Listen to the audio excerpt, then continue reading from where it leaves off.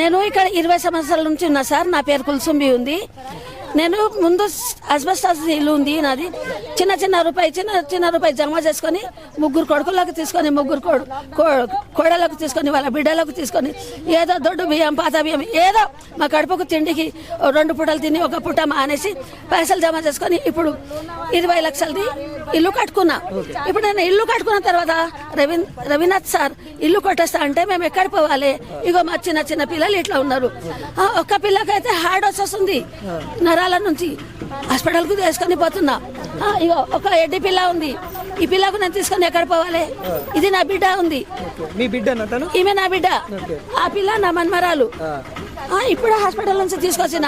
మీకు నోటీసులు ఏ రోజు ఇచ్చారు? నోటీసులు మాకు 29 కు 23కు తీసుకొచ్చింది. ఇయ్యలే, మేము తీసుకోలే.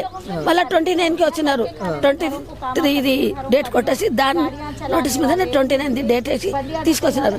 నేను ఇంట్లో నేను అక్కడ అతికిచ్చేసిపోయినారు కదా. అది అతికిచ్చిపోయి కూడా మళ్ళీ మా కోడలు చేతికి ఏమని ఇస్తున్నారంట, మీకు గిఫ్ట్ ఇస్తున్నామమ్మా, ఇది మీకు గిఫ్ట్ ఉంది తీసుకోండి. గిఫ్ట్ అని చెప్పారా?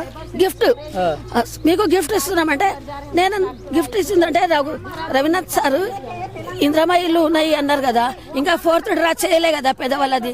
4th డ్రా చేస్తున్నారేమో, 4th డ్రా మిగిలిన ఇల్లు మనకి ఇస్తారేమో అది అనుకొని నా కోడలు తీసుకుంది అంట. మేము అప్పుడు రాపించినాం కదా ఇల్లు. కొత్త ఇల్లు ఇస్తా ఉన్నారా మీరు అనుకుంటే ఉన్న ఇల్లు కేసరి పెట్టింది మరి. నేను ఇదే అనుకున్నా, ఎందుకంటే 4th డ్రా చేయలే కదా నాన్న. వాళ్ళ ఇష్టంతో డ్రా చేస్తున్నారు, వాళ్ళ ఇష్టంతో కేసీఆర్ సార్ చేపిస్తున్నారు, ఇచ్చినారు. 4th డ్రా ఆపేసినారు కదా. వీళ్ళు ఇంద్రమ్మ ఇల్లు పేరు చెప్పి ఇస్తాన్నారు కదా, అది 4th డ్రా అవుతుందేమో కోడలు అని ఫోన్ మీద చెప్తే అనుకున్నాను నేను. సరే నేను పిల్లలకి స్కూల్కి తీసుకొస్తున్నా, నువ్వు తీసుకో, ఏమి ఇస్తున్నారు గిఫ్ట్ అంటున్నారు కదా తీసుకో అని చెప్తే మా కోడలు తీసుకుంది. గిఫ్ట్ అంటే దాని మీద ఏం రాసింది, 7 days మీకు టైం ఉంది, ఇల్లు ఖాళీ చేయాలి అంటే. రవీనాథ్ సార్ ఇల్లు మాకు ఇస్తున్నారేమో, మేము గెలిపించినాం కదా, పెద్దవాళ్ళది ఖయాలు చేసి మాకు ఇస్తున్నారేమో అనుకొని తీసుకోమన్నా అనుకొని తీసుకోబెట్ట. గిఫ్ట్ అంటున్నారు కదా తీసుకో, ఎక్కడన్నా ఇల్లు చూపెడతారేమో, మనది పెద్ద ఫ్యామిలీ కదా, సార్ వాళ్ళు ఇస్తున్నారేమో ఇల్లు అనుకొని నేను అన్నా. అది వచ్చి నా బిడ్డకు వచ్చి ఇల్లు మన్మరాలు చదివింది. లేదు నాయనమ్మా మన ఇల్లు కొట్టేస్తారంట, 7 days టైం ఇచ్చినారు అని. ఆ రోజు నుంచి నా మన్మరాలు ఇట్లా పైన ఓపు తీసుకుంటుంది, చెస్ట్ పైన వచ్చేస్తుంది. ఆ పిల్లకు 8th class లో చదువుతుంది నా పిల్ల, శ్రీ సాయి పబ్లిక్ స్కూల్లో చదువుతుంది. నేను హాస్పిటల్ కు తిరిగి వస్తున్నా. ఇప్పుడు కూడా మీరు వచ్చినారు, నేను హాస్పిటల్ నుంచి వచ్చిన. ఎన్ని సంవత్సరాలు ఇది కట్టి? మీరు గతంలో కూడా కోర్టుకి వెళ్ళారు, అక్కడ గెలిచి వచ్చామని కూడా చెప్తాం. మొత్తం గెలిచి వస్తున్నాము. రఘు సార్ మొత్తం గెలిచిండు, రఘు సార్ మొత్తం మాకు మంచిగా చేసిండు. రఘు సార్ మాకు దేవుడు లెక్క ఉన్నాడు.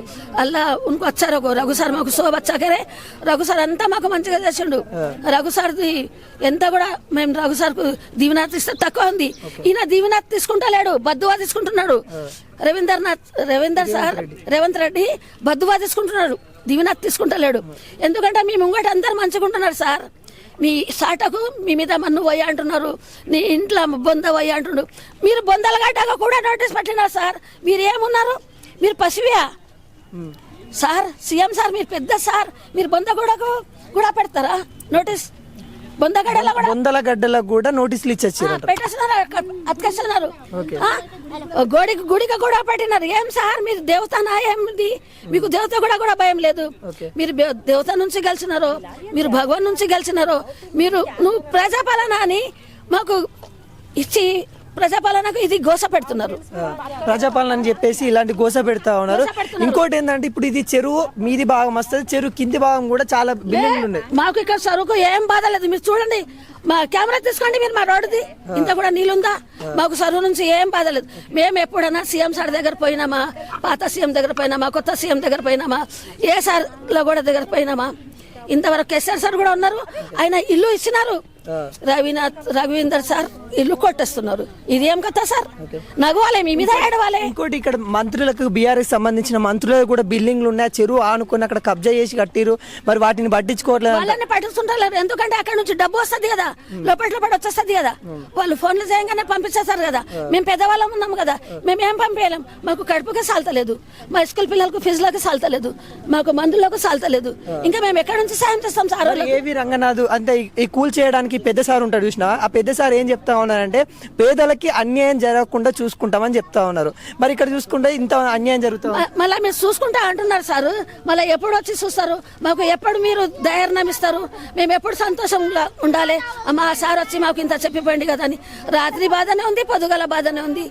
ఇక ఇప్పుడు దవాఖాన నుంచి వచ్చిన ఏం సార్ వేలు ఎక్కడి నుంచి కట్టాలి? 1100, 1300 ఒక్కొక్క రోజు నా మన్మరాలకు పెడుతున్నా. ఏ రోజు నుంచి ఇది వచ్చింది కథ, ఆ రోజు నుంచి నా పిల్ల నాకు సతాస్తుంది. కనీసం ఒకవేళ పిల్లకి ఏమన్నా అయితే రవీనాథ్ సార్ నాకు మన్మరాలు ఇస్తాడా? ఇయ్యాడు కదా. రేవంత్ రెడ్డి సార్ ఇస్తాడా? సీఎం సార్ ఇయ్యాడు కదా. ఇంత పెద్ద పిల్ల ఉంది, 14 years పిల్ల ఉంది నాది. మొత్తానికి ఈ బాధను చూసి అస్వస్థకు గురైతా ఉన్నారు, బాధపడతా ఉన్నారు. ఇప్పుడే ఇప్పించిందా? నేను ఇప్పుడే సమాచారం విన్నా.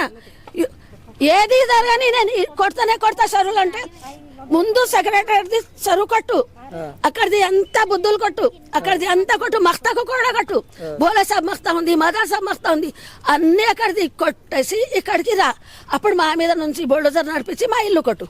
మేము చచ్చిపోతాం కదా, మా ఇల్లు తీసుకో, మా భూమి తీసుకో. సంతోషంగా సార్ ఏదేది కడతాడో, పెద్ద పెద్ద బిల్డింగ్ కడతాడో, మళ్ళీ పెద్ద పెద్ద హాల్స్ వేస్తాడో, లేకుంటే పెద్ద పెద్ద షాదీఖానాలు కడతాడో, లేకుంటే మాల్స్ వేస్తాడో, ఏం చేస్తాడో సార్ అప్పుడు వచ్చి చేయండి. మేము చచ్చినాక తీసుకొని. సో ఇక్కడ ఉన్న ప్రజలు ఏమైతే చెప్తా ఉన్నారు, ఇక్కడ మా నుండి బుల్డోజర్ నడుపుకొని మరి మా ఇల్లును కూల్చేసుకోండి అని కూడా వాళ్ళు అయితే చెప్తా ఉన్నారు. మా పై నుండి నడిపిస్తారు, ఎందుకంటే అక్కడ సెక్రటరియట్ గురించి అమ్మ గురించి చెప్తా ఉంది. ఈరోజు చాలా విషయాలు చెప్తా ఉంది. సీఎం రేవంత్ రెడ్డి ప్రజాపాలన అన్నారు, మీరు గతంలో కూడా మాకు ఎంపీగా ఉన్నారు, ఏదైతే అక్కడ అయ్యప్ప సొసైటీ గురించి మాట్లాడారు, అక్కడ ఏ విధంగా మాట్లాడారు, ఇక్కడ చెప్పిండు సార్. సన్న బియ్యం ఇస్తాను ఇట్లా చూపెట్టిండు, సంచులు బ్యాగులు చూపెట్టిండు. ఏమి ఇచ్చిండు? గుడ్డ కూడా అయ్యాలే. 2500 पेंशन देता बोला, क्या दिया? बैगन भी नहीं दिया गैस फ्री देता बोला, गैस फ्री भी नहीं दिया. क्या दिया? उल्टा परेशान कर दिया पब्लिक. ప్రజాపాలనని మీరు మాకు ఒప్పిస్తున్నారు, ప్రజలకు ఏం హెల్ప్ చేస్తున్నారు? ప్రజాది ఏముంది కథ మీరు అర్థం చేసుకోండి. నాకు బీపీ, నాకు షుగర్, నాకు థైరాయిడ్, నాకు పెయిన్స్, అంతా జాయింట్ పెయిన్లు. నేను ఎట్లనో మందుల మీద బతుకుతున్నా. 3 కొడుకులు చూసి నాకు మందులు పెడుతున్నారు, తిండి పెడుతున్నారు. జాయింట్ ఫ్యామిలీ ఉంది అని నేను బతుకుతున్నా. జాయింట్ ఫ్యామిలీ లేకుంటే నేను చచ్చిపోతా. చూడండి సార్, అర్థం చేసుకోండి మీరు. ఓకే, ఈ ఒక్క ఆ తల్లి ఆవేదన ఏంటంటే నిజంగా బాధతో కూడిన ఆవేదన. ఈ ఆవేదన తప్పు అనలేం మనం, ఎందుకంటే వాళ్ళ భర్త సంపాదించిన ఇల్లు, వాళ్ళ పిల్లలు, వాళ్ళ భర్తకి జ్ఞాపకంగా ఉన్న ఇల్లు, ఇదంతా ఉంది కాబట్టి తన యొక్క ఇల్లు కోల్పోతే ఏ విధంగా ఉంటుంది. నా ఫ్యామిలీలో ఉన్న ఫ్యామిలీస్ ఇప్పటికే కొంతమంది అస్వస్థకు గురయ్యారు. వాళ్ళ సిచ్యువేషన్ నేను వాళ్ళని తీసుకొని ఏడికి పోవాలి, ఇంటికి పెద్దదాన్ని, నా ఆరోగ్యం కూడా బాగాలేదు, నేను ఎక్కడ తీసుకొని పోవాలి, ప్రజాపాలన అని చెప్పారు. మరి ఇంత అన్యాయం చేస్తూ ఉన్నారని తల్లి అయితే బాధతో చెప్తా ఉంది. తన యొక్క ఆవేదన కనబడతా ఉంది తన మాటల్లో. ఇక కొంతమందితో కూడా ఊరోళ్ళకి ఇస్తున్నారు, అంతా ఇస్తున్నారు, ఊరోళ్ళకి ఇస్తున్నారు. హైదరాబాద్ వాళ్ళకి ఏమి ఇస్తున్నారు సార్? ఏమి ఇస్తున్నారు? హైదరాబాద్ లోకి ఏం సాయం చేస్తున్నారు చెప్పండి మీరు? ఎవరికైనా ఒక ఇల్లు ఇచ్చినారా? ఎవరికైనా అన్నం పంపినారా? ఎవరికైనా?